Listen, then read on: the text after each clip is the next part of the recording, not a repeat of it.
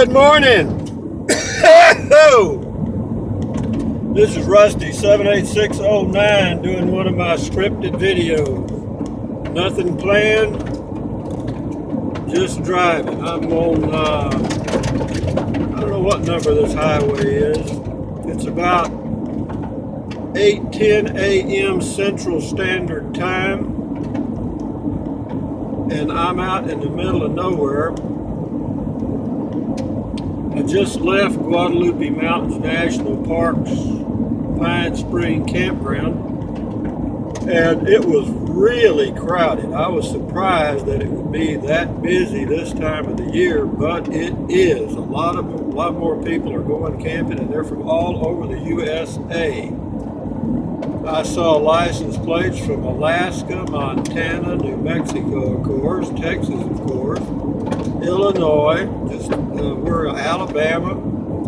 So they come from all over to go hiking in those mountains.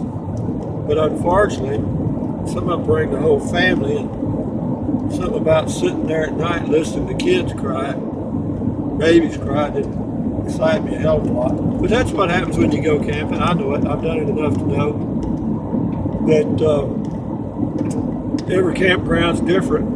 Dog Canyon is a good one. At least I succeeded in finding another campground that I'll go back to. I'll go back to Pine Spring too, but I don't know. It had to be an awesome. There's something in the road up here. I can't tell you what it is yet, but let me see what it is. Crossing the road, it is like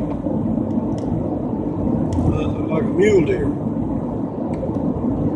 And it is a mule deer. The phone fell off the dash. My scripted videos.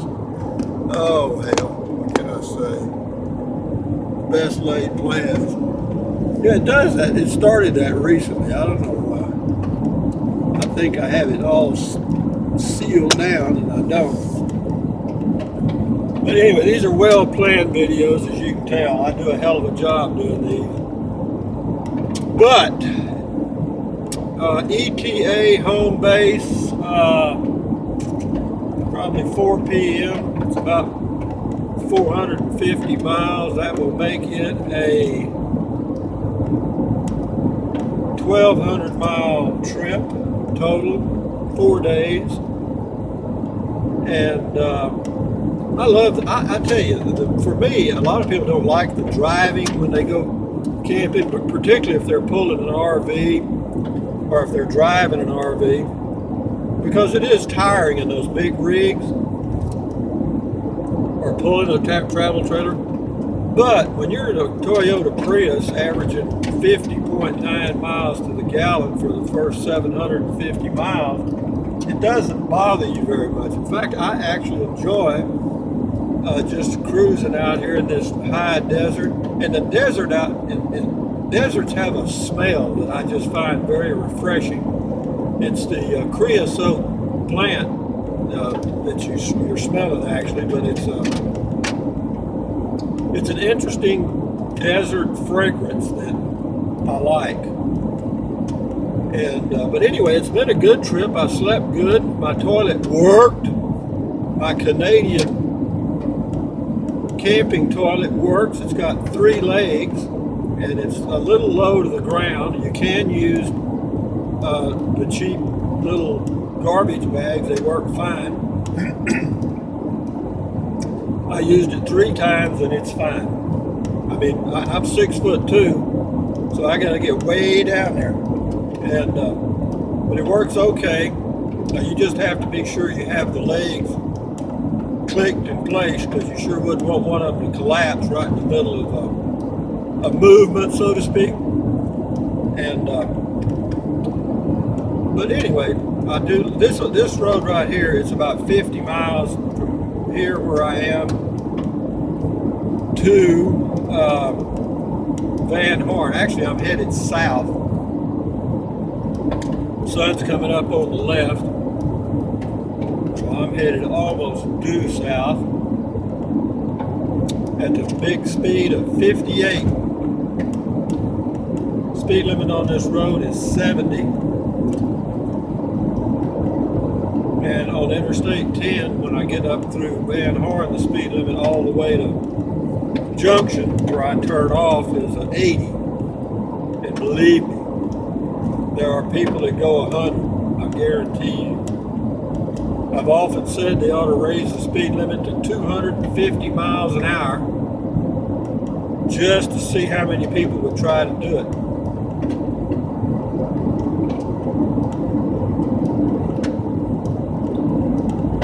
Met some interesting people. Met some people yesterday from Montana. They had one of those drop-in camper things that you put into a back of a pickup, but it's a big thing. I looked at it. It's big. It had 2 beds. It was he and his wife. No pets, but just he and his wife. And it's pretty nice. Pretty nice. He said he got about 12 miles a gallon, 14. So that's pretty good for a camping rig like that has a full setup. It has a toilet. You know, they can actually dump. You know, it's a portable toilet. Well, it's got a thing you slide out, dump. But anyway, heading home. Hell, it's cooler at my house in Central Texas than it is out here. And you know, whenever you're out here in the western part of Texas camping, you got to remember there's no shade. You know, very few trees. Now at Dog Canyon, there were a few junipers that were large enough to put out a little shade, but at Pine Springs, it ain't gonna happen. Very few places have shade. The campground at Chisos Basin and Big Bend, I thought about going there today. As a matter of fact, it's about a 4-hour drive. I was going to spend the night there and then head back tomorrow, maybe, or the next day, or whenever. But I checked the weather there, and it's warmer there than it is where I'm in Pine Springs. So, with that in mind, I'll go back home, and when I get the itch again, I'll go somewhere else. I think my next trip, though, I've been thinking about it, I may head out to Quartzsite in Arizona, where they have the annual gathering. It's a big event. They get 100,000 people out there, every kind of camper setup you can imagine, because they can camp there pretty much for free. It's Bureau of Land Management land around there. They do have RV parks and stuff you can pay for if you want to, with full hookups. But they also have a lot of BLM land where you can camp for. I think you can get like a 4-month permit for $150 or less. Maybe it's cheap as hell. If you stay for 2 weeks, it's like $20. Or you can go farther out and stay for free. And in Quartzsite they have I gotta clear my throat. In Quartzsite they have water and groceries, gasoline. So I may do that. That would be I think it's about 1,100 miles one way to Quartzsite. Might be a little farther. So I'd have to camp 1 or 2 days on the way. And if I go out there, it'll be in January. So I can just stay on I-10. Should be warm enough along there. But this is West Texas, folks. Near Van Horn, not too far from Pecos, Texas. El Paso is to the right, almost due west, due west, about 120 miles. And then if we headed just straight on south, we'd end up Big Bend. And then if we go southeast, we end up at my home. They got some big ranches that we're driving across them right here. And I tell you, I don't know how those cattle survive. If they don't eat creosote, they gotta die. I don't know how well that's coming through on the deal. It might be a little shaky. I'll try to clean that up when I get a chance. You don't want to be out here in this area in the rainy season, because you'll be driving along and all of a sudden you'll come to a section of road that's under a foot of water. Because they have these flash floods out here, and I've seen water across this highway right here a foot deep. No kidding. Same way in Big Bend. You'll see a big thunderstorm somewhere and you don't think it's going to affect you, but there's only water flows to the point of least resistance. So it comes out of those mountains and in a hurry. I think about those poor people that live in Colorado. My God, you know, those storms in those mountains and those little streams have got to go from little streams to rivers in a matter of minutes. I love this smell, folks. I love it.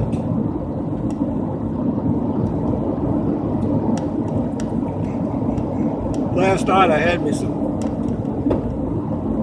hard sausage or dried sausage and some cheese and crackers and a glass of wine while I was reading my book, and damn, it was good. I enjoyed it. Got a lot of comments, appreciate it.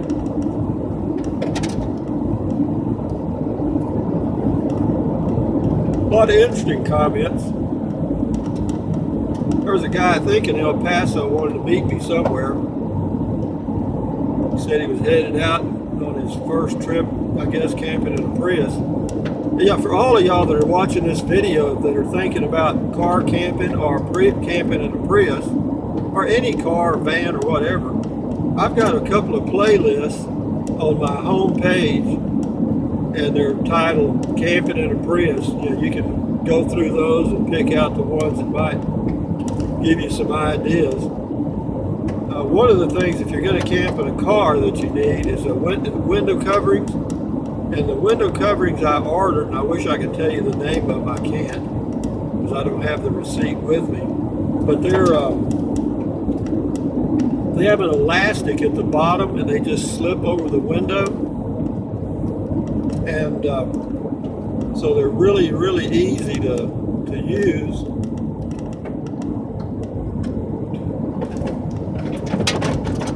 But the ones I ordered two sets, one for the front and one for the back. The front ones don't fit, so I'm going to try to find something to do, because the back ones work really, really well. I mean, you just slip them on, just takes a few seconds, and you're good to go. And do those window coverings help? Hell yes.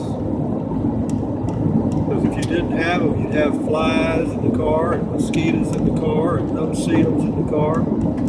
So window coverings are a necessity. The little wind visors that go along the top of the windows, the ones that fit on the outside, those are, I think, important. Taking one of those little toilets with folded legs, if you're in a car, important. And if you're going to spend your money on anything, spend it on your sleeping arrangement. Because if you sleep good, the camping trip is going to be fine. They make it for cars, they actually make, other than an air mattress, they actually make a little 4-inch bed. I'm not sure if it's that memory foam or what, but you can get a fitted sheet for it, and that would be really nice. I'm going to check into that when I get back home. And of course, internet's nice if you can get it. Verizon is the best carrier by far, in my opinion.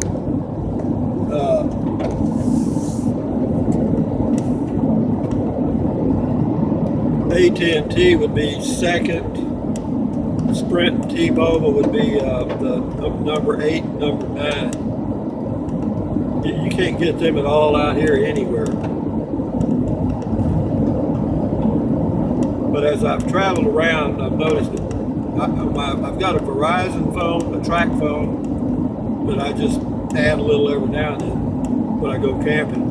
Add some minutes and stuff, data. And it seems to work pretty much everywhere in New Mexico. There's a few blank spots. The AT&T phone does pretty good, but there are more blank spots. Let me see what I wrote down a list of things I wanted to check. Yeah. Also, if you take an ice chest, no matter what size you take, organize your stuff that you put in there. In other words, have all your breakfast stuff in one bag or one container, and all of your lunch stuff in one bag or container, and then miscellaneous, whatever you've got other than that, maybe snacks and stuff in another container. I don't know, that's about all I can think of for right now. But anyway, I'm just doing this video to kind of pass the time because I've got 8 hours in this car today.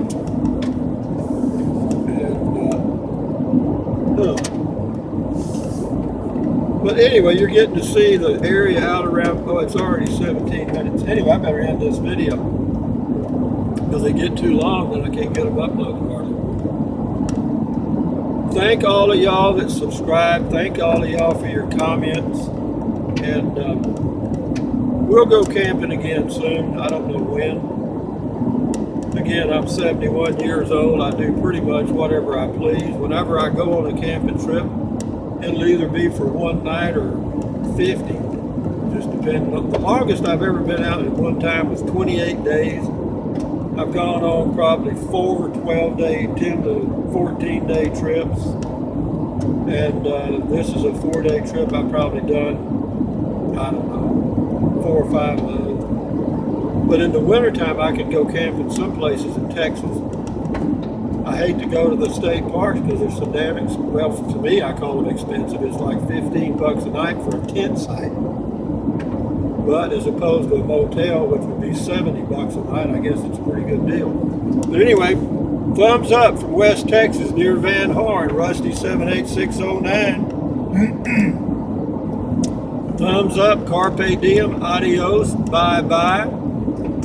Bye, American made.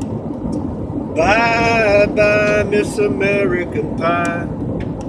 Drove my Chevy to the levee, but the levee was dry. See, I don't know the words to a full song. Bye.